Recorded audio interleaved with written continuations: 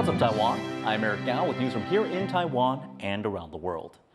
The national divide is growing over a government plan to rename hundreds of roads across Taiwan that are named after former authoritarian leader Chiang Kai-shek. It has renewed a long-standing debate within the country about how to deal with its checkered past. Kate Escaranta looks into what is at the core of this issue. All across Taiwan, there are hundreds of roads with this name, Zhongzheng. They're named after Taiwan's former president Chiang Kai-shek, who is also known as Jiang Zhongzheng in Mandarin, and whose legacy is deeply divisive. Recently, they've been the subject of renewed debate in Taiwan. Taiwan's Interior Ministry says it wants to rename these roads in an effort to rid the country of symbols of its authoritarian past, and as part of broader efforts towards transitional justice. 转型正义呢，其实是一个人权的问题。既然是人权的问题的话，我们就要严肃的对待。如果有困扰的话，那大概就是要中央政府、地方政府还有在地的居民能够有共识，我们再来推动。Jiang and his nationalist party known as the Kuomintang retreated to Taiwan from mainland China in 1949 as they were losing to the communists in the Chinese Civil War. For decades, Jiang ruled Taiwan under martial law, cracking down on dissent and restricting freedoms. Thousands of people were executed during this time, and more than 100,000 were imprisoned. Since then, Taiwan has been grappling with how to handle this history, especially under the ruling Democratic Progressive Party, setting up a temporary Transitional Justice Commission in 2018, overturning thousands of political convictions, removing symbols of authoritarianism like statues of Jiang, and paying compensation to victims and their families. But many remnants of Jiang's rule still remain. 转型正义它很大的一个概念就是要去面对国家威权统治时期过去所造成的各种不论是伤害或者是遗绪嘛哈，就是那中正路啊或者是铜像基本上就是一个威权遗绪。The Interior Ministry says that transitional justice legislation passed in 2017 legally obligates the renaming of these streets.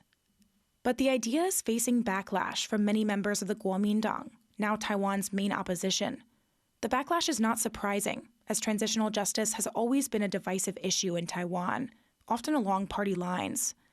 In the past, the KMT has criticized the DPP's attempts to remove symbols of Jiang as trying to erase history and ignore the former leader's contributions to Taiwan. This time, many speaking out are focused on how much such a project could cost taxpayers. 光是前期的行政作业费呢，初估就要110万，而这些只是行政作业费而已，还不包含招牌更新、地震登记修改，以及企业与商号营业登记异动，还有物流以及最重要的地图系统的同步调整。这一些都是看不到的成本，而这些成本林林总总加起来，绝对是超过100万的成本。In New Taipei City, a so-called blue municipality with 22 Zhongzheng roads, local officials have estimated it may cost over $2 million to rename them. The Interior Ministry has promised to communicate with local governments before pushing the plan further, and also said it could help with funding. But the backlash has continued. I'm on a Zhongzheng road in Taipei right now. You can see the street sign right behind me. And around me are lots of shops, restaurants, businesses who may all have to get their addresses or registrations changed if the street name changed. The KMT is actually arguing that over 160,000 people in Taipei alone would be affected. Along this street, public opinion is divided. 没有必要，浪费公帑，浪费时间，就一个名称而已，习惯就好了。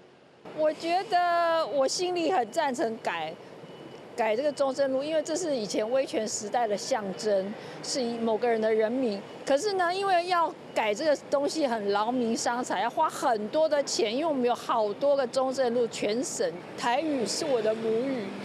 那以前那种威权时代不可以讲台语，对我们来讲是一种很大很大的一种统治、高压统治啊，很不喜欢。所以我觉得这个中正这个名字给我很不好的感觉。Amid the turmoil, Taiwan's premier has spoken out, saying that road renaming is the responsibility of local governments and that the executive branch does not have any plans at the moment to push the change across the country. Nevertheless, the debate has meant the issue of transitional justice is once again on the agenda in Taiwan, as the country continues its work to address historical injustices amid different interpretations of the past and what figures like Chiang Kai-shek mean to Taiwan today. Chris Ma and Cadence Quaranta for TaiwanPlus. Over 800,000 migrant workers now keep Taiwan running as the country's population ages and shrinks. A new program is changing the rules about how long they can stay, aiming to plug a growing gap in the labor force. John Van Trieste has this story. Anna from Indonesia has been caring for Taiwan's elderly and disabled for over a decade. Until recently, migrant workers like her could only stay in Taiwan for 12 to 14 years total, meaning she'd have to leave for good before too much longer. But thanks to a rule change that took effect in 2022, migrant workers with at least 6 years' experience can apply to stay on, with a guaranteed higher wage. She's excited to have been approved in January. 我不想回家了，为什么？因为在台湾是很好赚钱呐，然后我那个老板什么都对我们都很好的。 She is lucky because her employer wanted her to stay too. He's gone through multiple caregivers but found a good match in Anna. 也是要想尽办法能够按照他讲的那个条件下去做，薪资还是要照样提高，然后休假什么还是要照样的。 Behind this story is a sharp demographic decline that's left Taiwan running out of options to fill crucial roles. This is the year Taiwan's projected to become a super-aged society, with a fifth of the population in the 65 or older group. 那当然比较重点还是希望说这些资深、已经技术成熟的移工可以留下来。那因为现在在国内对于中阶的这个人才。 其实也是蛮缺乏的。 Migrant labor has helped plug this gap.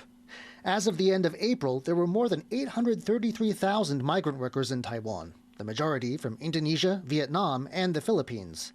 They do a range of jobs, from factory work to in-home care. The program aims to make Taiwan more attractive to these workers by offering a longer career, rather than just a decade or so to make as much money as possible. But even some who welcome the idea are uneasy.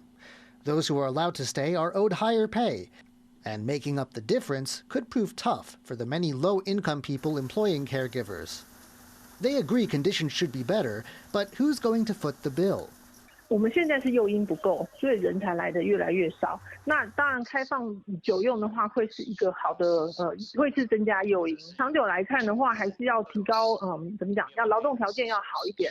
The Labor Ministry is providing some help. It will hand out monthly subsidies worth around $100 to employers for the first 3 years. It's also going to waive a monthly fee employers normally have to pay to ensure migrant workers' employment stability, making it less expensive to retain experienced workers. Faced with the reality of a quickly aging population, the hope is that experienced migrant workers who've come to know Taiwan will keep their skills here. John Su and John Van Trieste for TaiwanPlus. And Taiwan society is aging more rapidly, with births hitting a record low in May, further shrinking the country's population of around 23 million people. Fewer than 9,000 babies were born that month, while over 10,000 deaths were recorded. It marks Taiwan's 17th consecutive month of population decline, and that's according to Interior Ministry statistics. While the marriage rate has rebounded slightly, it is uncertain if that will translate to more births down the road. And thank you for watching What's Up Taiwan. You can visit the TaiwanPlus website or follow our social media for more stories from Taiwan and around the world.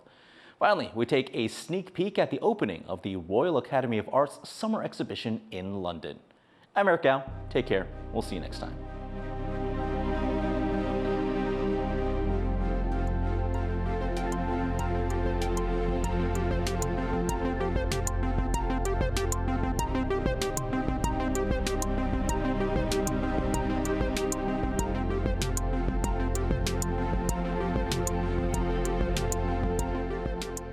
For more stories from Peru and around the world, download the TaiwanPlus app.